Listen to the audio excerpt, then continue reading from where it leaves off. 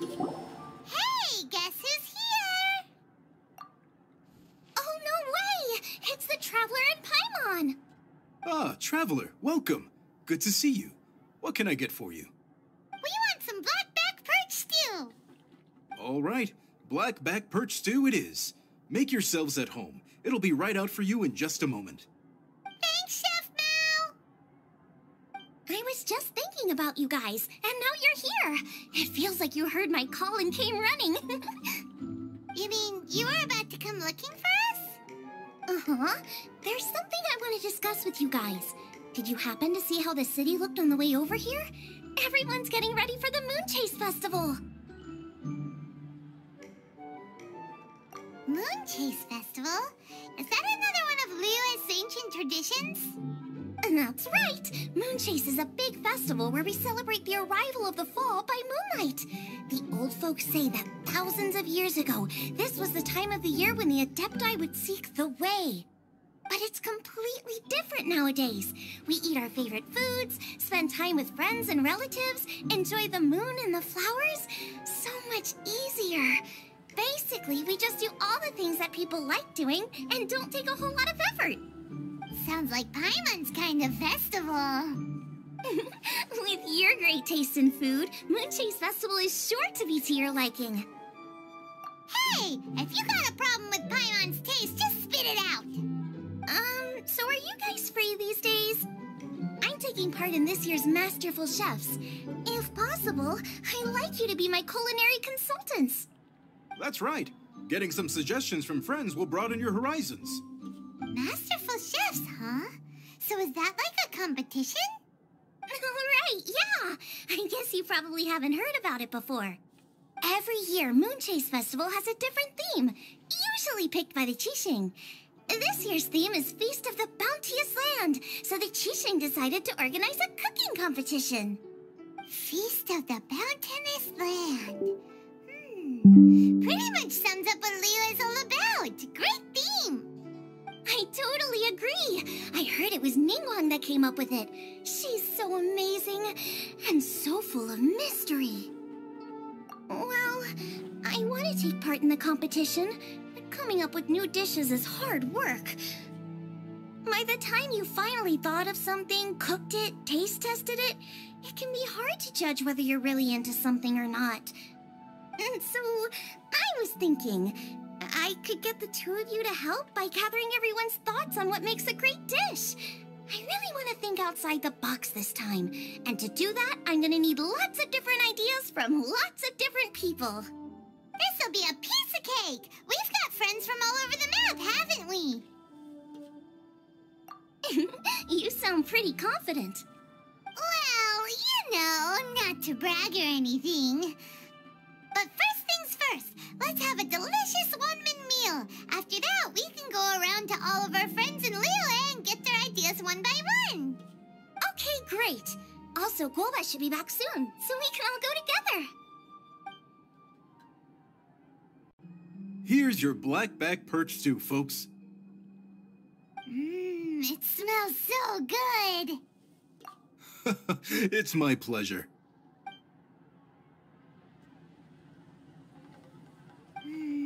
That was so delicious. Theory confirmed. This is definitely chili pepper weather. Xiangling can be a bit of a handful, so please look out for her while you're out and about. Come on, Dad. Why would you say that? Because I know you all too well, my dear. That's why. You mustn't be quite so reckless when you're out in the wild, you understand? You'd do well to be a little more cautious, like our traveler friend. Don't worry. We're all friends here. Let's all look out for each other. Ah, and Guoma's back. Roly-poling around as usual. All right, let's pack up and head out. So, it's outside the box thinking that we're looking for, right? Hu Tao always seems to have a unique perspective, so let's make this our first stop. What? My ears are burning. Did somebody say my name? Yeah, it's Paimon and the Traveler. Oh, and Xiangling, too. Ah, of course, Hu Tao. Way outside the box. Meaning you're here for some other reason, right? How might I be of assistance? Well, Hu-Tao, I wanted to ask you, what kind of food do you like? What food I like? Off the top of my head, I don't really have an answer. Wow, so even Hu-Tao gets lost for words sometimes. Paimon sure didn't see that coming. Come on, even the chirpiest birds clock out for the night, right? I'm no different. Pretty sure clocking out isn't something birds do, but okay. Right, there's no need to overcomplicate it. Just pick a dish and tell me what you like about it. I'm doing some market research. I see. Launching a new dish? Well, let me say right off the bat, nothing weird, okay? Some poached fish, a side of shrimp dumplings. That is all you need. Poached fish and shrimp dumplings? That's a bit ordinary, isn't it? Well, it is and it isn't. Think about it. Poached fish is hot and spicy with a powerful aroma. It's a dynamic dish. Add a side of shrimp dumplings, and there's your static component. Got it? Dynamic? Oh, I can do dynamic. Mushroom slime stew it. No, not that kind of dynamic. A dish is more than substance. It's a mood. Poached fish is red and spicy. It elicits a response from the eyes, ears, nose, and mouth. That's why I call it dynamic. Shrimp dumplings are more subdued, clear and smooth with a pure and subtle fragrance. I call that static. Combining dynamic and static is how you create a perfectly balanced meal. A union between opposite but complementary features coexisting in perfect harmony. Paimon didn't follow that at all. But at the same time, it kind of sounded smart, so... Okay, dynamic and static. Opposite but complementary. So is this just another way of saying you should keep everything balanced? You know, a little meat, a little veggie, a little salt, a little sugar? Bingo! Except I don't think you need to have a sweet dish for it to be a complete meal. Personally, I always skip dessert. Okay, I think I got it. At first I thought you were just goofing around, but actually you make a really good point. How did I ever doubt you, Hu-Tao? Thanks. When it comes to telling tales, the storytellers have got nothing on Hu-Tao. Sounds suspiciously like a compliment to me. I'll take it. Uh-huh. Well, at least one of you gets it. Everything in this world runs on its own set of principles, be it the circle of life or sugar and spice. You either get it or you don't. Since the Traveler seems to approve, I'll make sure to factor it in. Paimon thinks we're pretty much done here now. Let's head to Boo Boo Pharmacy next. Boo Boo Pharmacy? Yeah, you'll definitely get some interesting responses over there. Oh, it's you. Is everything okay? Why, if it isn't the special guest who seldom visit. Less busy than usual, I see. Yikes! What happened to Baiju's voice? Excuse me? The neck. Oh, it's just Changsheng. Welcome. Here to procure an herbal remedy, I presume? No. We actually came for the conversation this time. We're here to talk food. I'm entering this year's cooking competition, so I wanted to ask you both... Oh, wait, there's 3 of you. I wanted to ask the 3 of you what kind of food you like. Most astutely self-corrected. We shall surely supply our assistance. You need to know what food I like? It's all the same. No flavor. Chi-Chi has some gustatory dysfunction and can't taste any food. Make no mistake, she's not being uncooperative. Oh, I understand. That's fine. Still, I'd expect Chi-Chi to have some sort of dietary preferences, though. There must be some dishes that you like the sensation of. Sensation? Yes, there's one. Coconut milk. Nice and cold. Well, that doesn't help us. It's not a dish, it's a drink. How about you two? Any thoughts? I like bite-sized morsels of meat. I agree with Chung Chung. Many of our patients are the elderly and young children. They find large chunks of fowl or seafood difficult to swallow and digest. Dishes where the ingredients have been finely chopped, on the other hand, are far more suitable for them. We also see plenty of people with colds and sore throats who find it difficult to eat rich food. From a purely pharmaceutical perspective, I tend to recommend soups and stews. Got it. Would that be medicinal soups and stews? Medicinal soup. I don't like it. I must apologize for having such a one-track mind. It's a little difficult to think about food without worrying about the health implications these days. We've had quite the endless stream of patients recently. If you ask me, I think the changing weather is to blame. That's okay. Everyone's input counts. Keeping it seasonal and suitable for all ages sounds like a pretty good idea at Paimon. Medicinal dishes have higher demands in terms of nutritional balance than the kind of food I normally cook. I don't usually focus on medicinal properties, but since this is for a competition, maybe I can score more points by taking both flavor and function into account.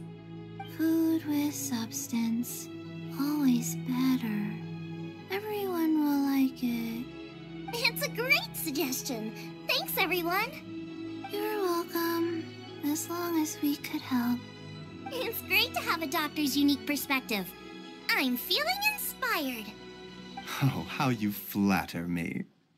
Receptivity to sensible suggestions make for a savvy chef. Oh, she is! Creating new dishes is Xiangling's favorite thing to do. You can be sure she'll put lots of care and attention into it. Everyone's got their hobbies, and mine is cooking. Usually I just go with my own ideas, but having a whole new perspective this time is sure to make a big difference to the end result. Great! That makes this whole trip worth it. All right, time to move on to the next. So we've got an independent thinker's perspective and a health perspective. Next, Paimon thinks we should probably talk to some picky eaters. Oh, it's the Traveler in Paimon. And Xiangling. Greetings, friends. It's been a while. Hey, what brings you here? Has something happened? What's with this great big stone on the ground? Long story. So, just to confirm, I will assume responsibility for handling this stone of unknown origin. Any objections? None here. You know how to get things done, Kuching. As long as it's with you, I can rest easy knowing that it's in safe hands. Should I take this to mean that you doubt the relative safety of leaving this in the hands of the Tianquan? Huh? Well, for starters, Kuching is the one who's always out running errands, rain or shine. Besides, you don't seem to give a wooden more about this whole thing anyway, so what's it to you? I was merely joking.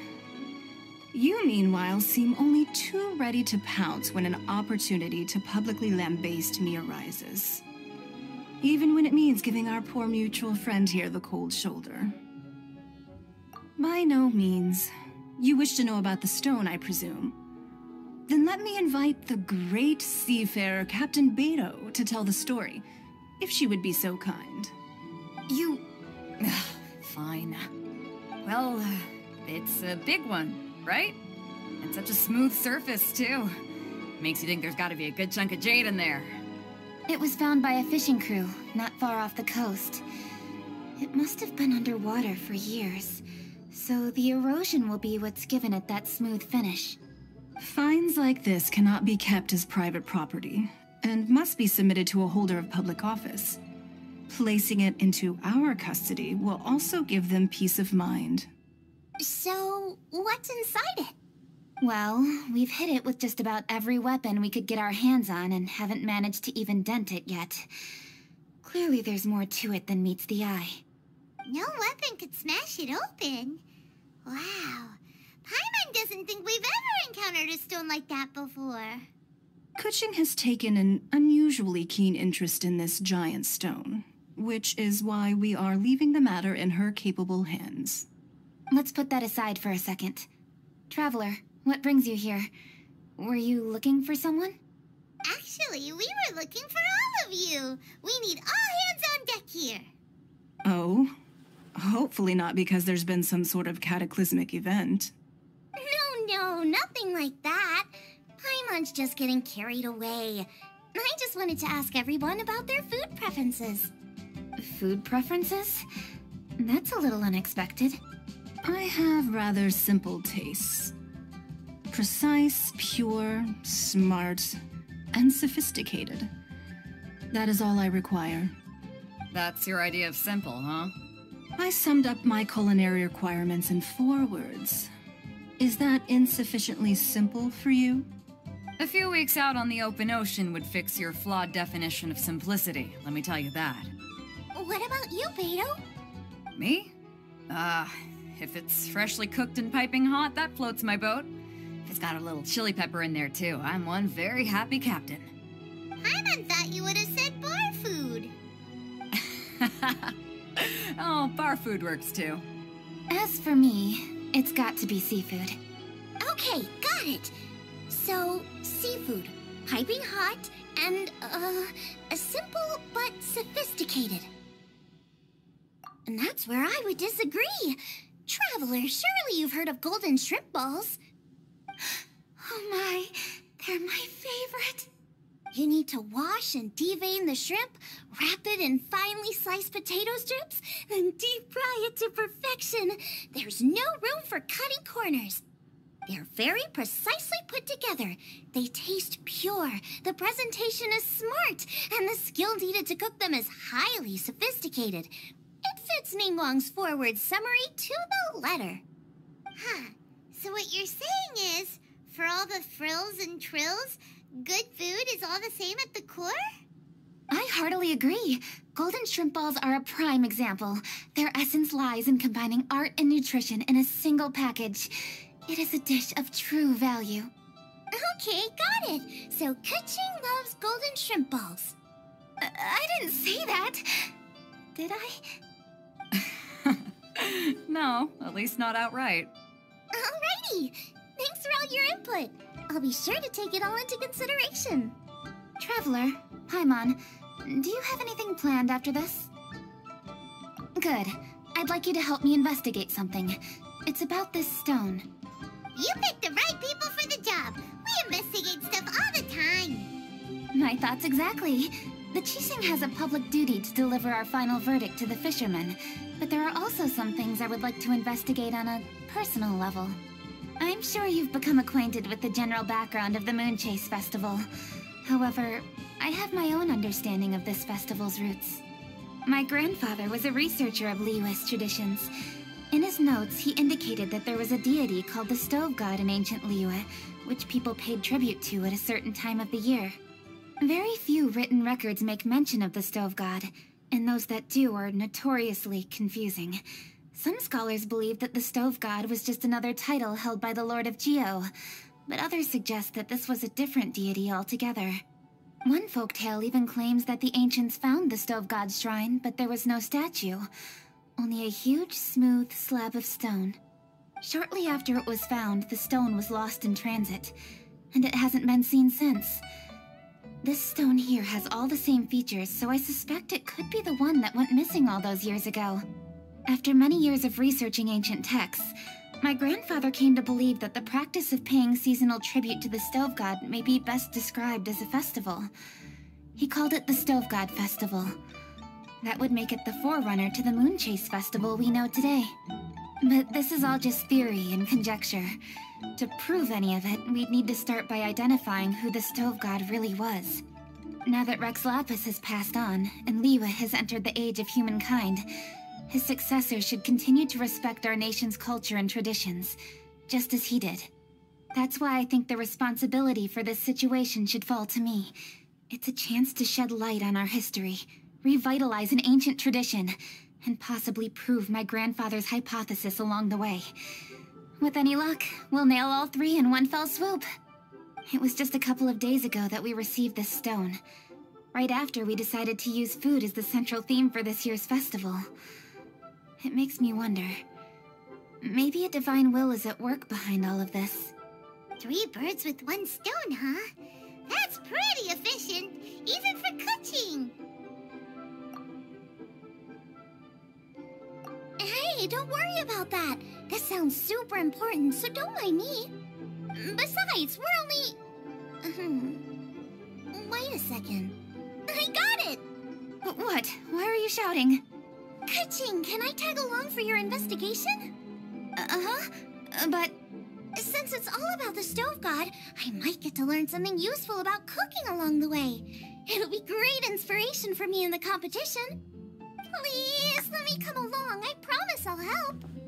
if it means that much to you... Okay, I suppose you can come. Really?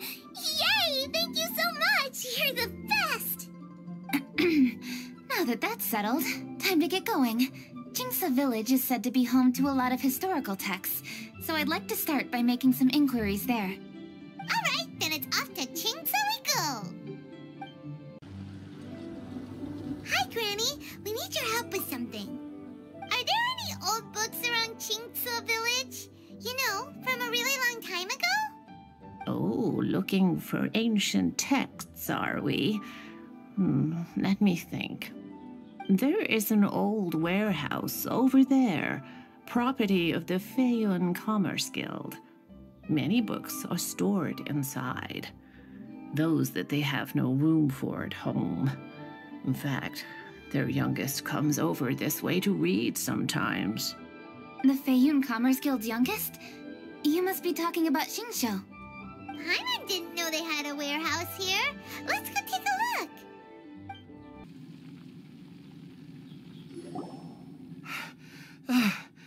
I've come here to clean the book warehouse plenty of times before, but this is the first time I've run into these crooks. Are you all right? I am, thanks to all of you. Hey, wait a minute. You're the traveler, aren't you? And you're with... Lady Kuching. An honor. Truly an honor. We'll try not to take up too much of your time. I understand that this book warehouse is the property of the Feiyun Commerce Guild. Could you advise whether we might find any text relating to the stove god in this collection? The stove god? I heard that's the Lord of Geo, right? Huh? Really? Yeah. A friend of mine who conducts research mentioned it once before. We use stoves for cooking, and stoves are built from rock. Some people think that the stove is a gift from the Lord of Geo. And that's why they call him the stove god. Seems logical enough. But do you have any books on the topic? I'm sorry, I'd have to ask the young master about that. Oh, any questions? Please, ask away. Hey, it's Chongyun and Xingqiu. Hello, one and all.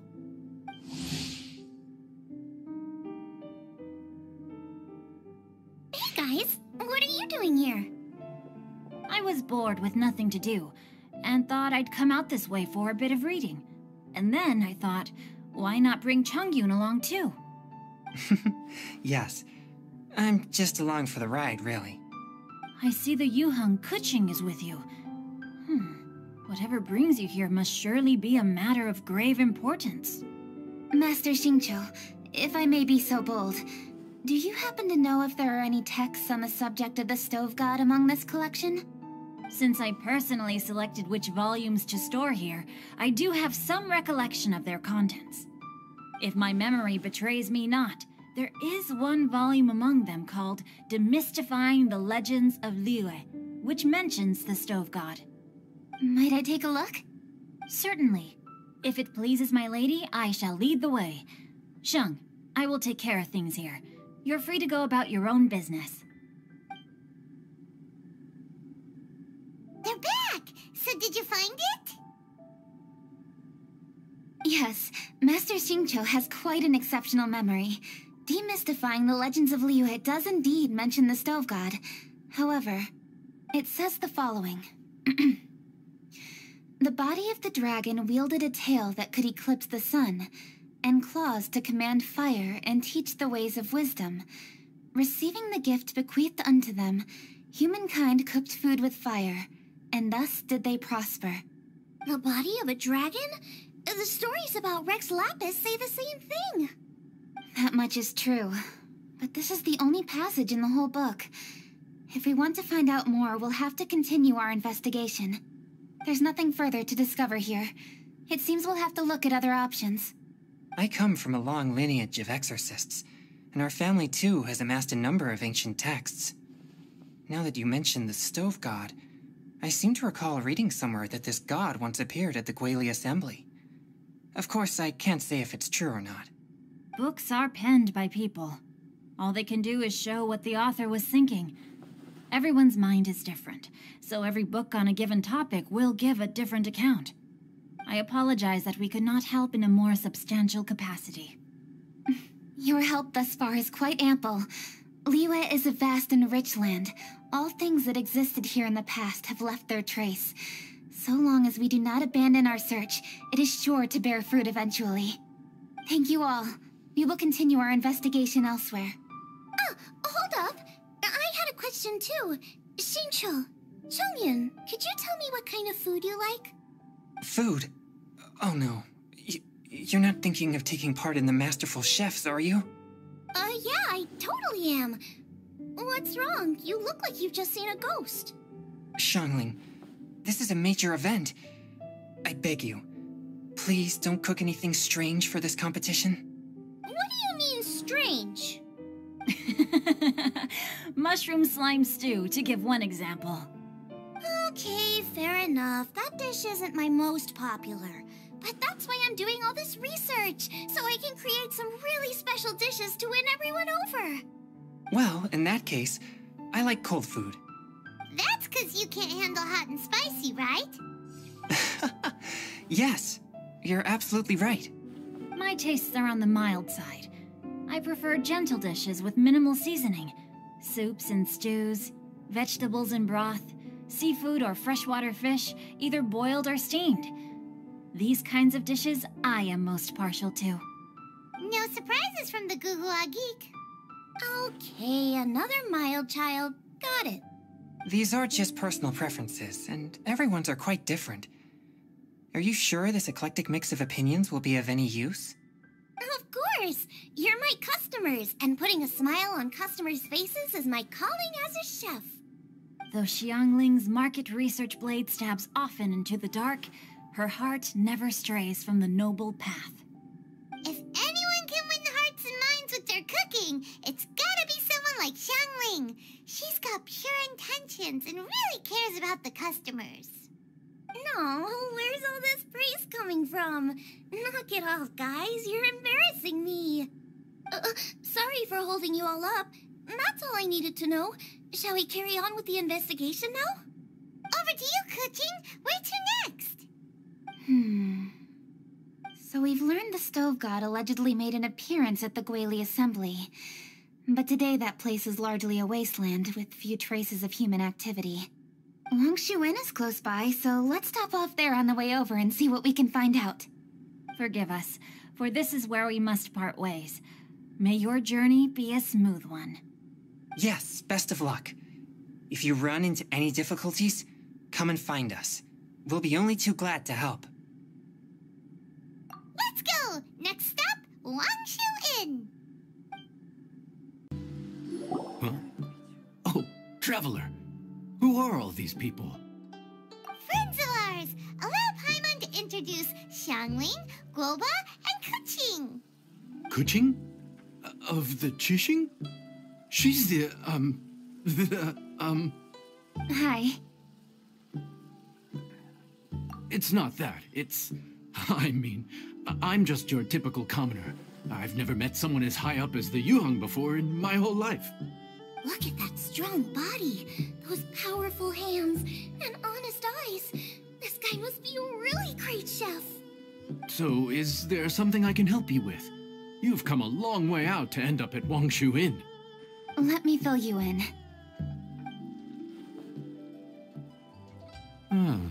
Okay. I see. Legends claim that the Stove God once appeared at the Guili Assembly.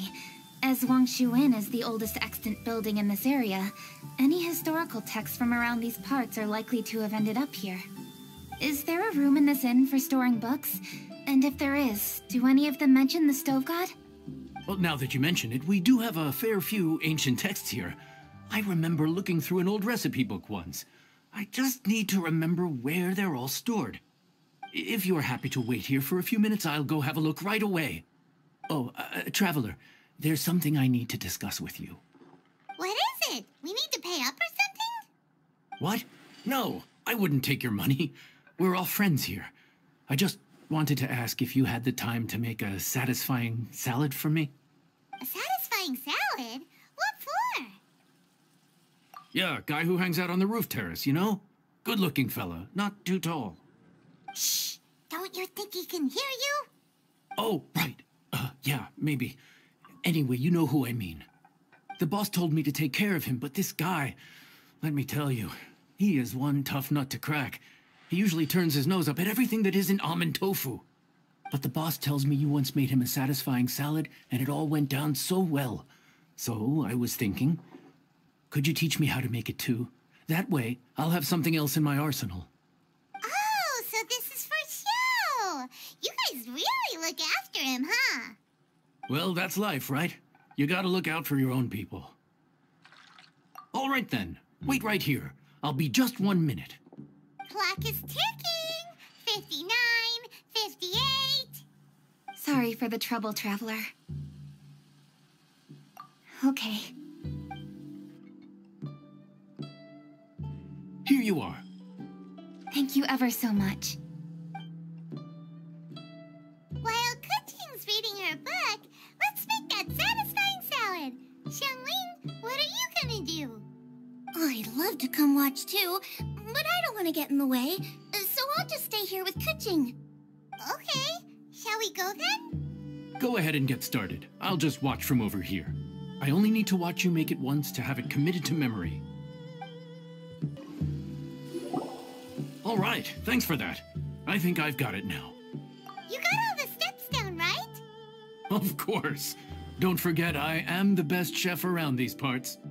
Let's go see what Kuching and Xiangling are up to. Kuching, Xiangling, we're back! You finished cooking? Good timing. We finished our reading too. And? Useful? Or no? Useful. There is a passage concerning the Stove God, and it's not what we were expecting. I quote, 60 miles to the northwest is the Guili Assembly. Many were settled there, where they hunted in groups, farmed the land, and made their living from what the soil yielded. When the Stove God descended, one god became many, all of which were the height of children. As does a star when it descends into the world, so the Stove God went out among the common folk and taught them to create fire. With fire, the people at last learned to make hot food, and they dined on rice congee and cooked meat thereafter. This is a radically different account from the one given in Demystifying the Legends of Liyue, and also a conflicting one. One god became many? Does that mean there was more than one Stove God? Taking the text at face value, that is what it says. Went out among the common folk and taught them to create fire. So did the Stove God really go and teach people how to cook firsthand? Now that's a god who truly cared for their people. So, we've got two leads, but they contradict each other. How do we know which one to believe? By continuing our investigation and reserving judgment for now. Thank you for this text, Yanxiao. It's my pleasure, really. Think nothing of it. If anything, I should be thanking the Traveler. Listen, you've helped me an awful lot. Not just today, but in the past, too. I want to make it up to you properly, and as it happens, things are pretty quiet here today. So I'd like to take the chance to treat you all. What do you say? Will you stay for a meal? Wow, he sure sounds confident in his cooking. I like that. Confidence is one of the best ingredients a chef can have. I really want to try his cooking. I say we take him up on his offer. It's hard to refuse a generous offer like that. Yes, I think we can fit this in. Yanxiao, we await your culinary creations with great anticipation. I won't disappoint. Everybody, please be seated! You think you own the place. I'll sit here with Guoba.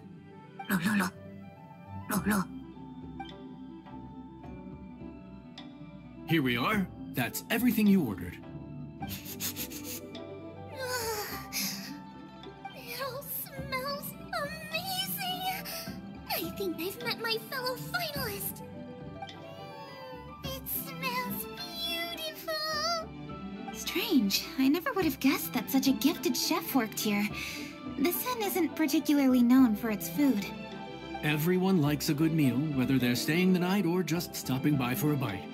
We call it an inn, but the fact is it's much more than that. We have to cater to all aspects of daily life to make this a true home away from home. Please enjoy your meal at your leisure. I should get back to work now.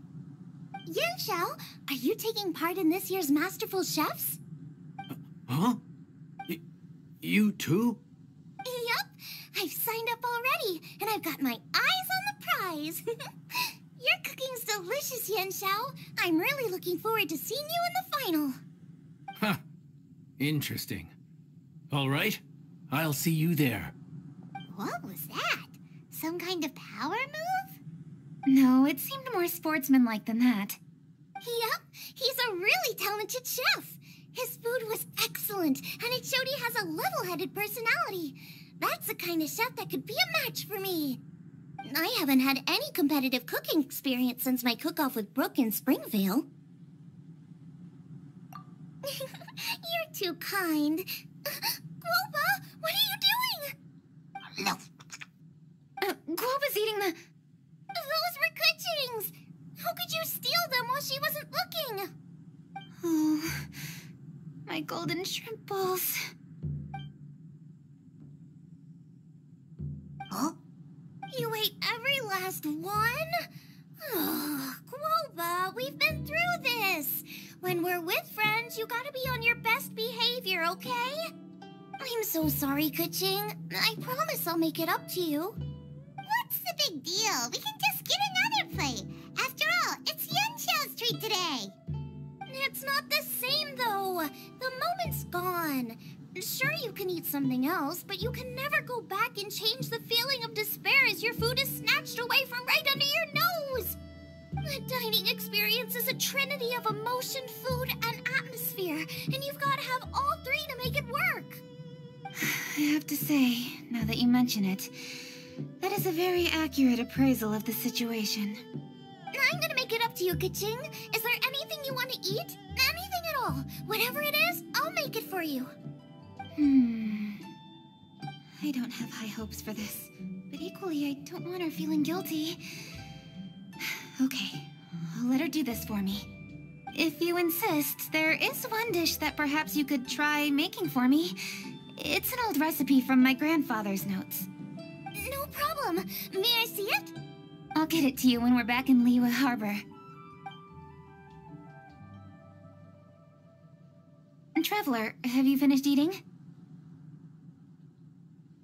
Before we do anything else, let's head back to Liyue Harbor. I need to fetch something.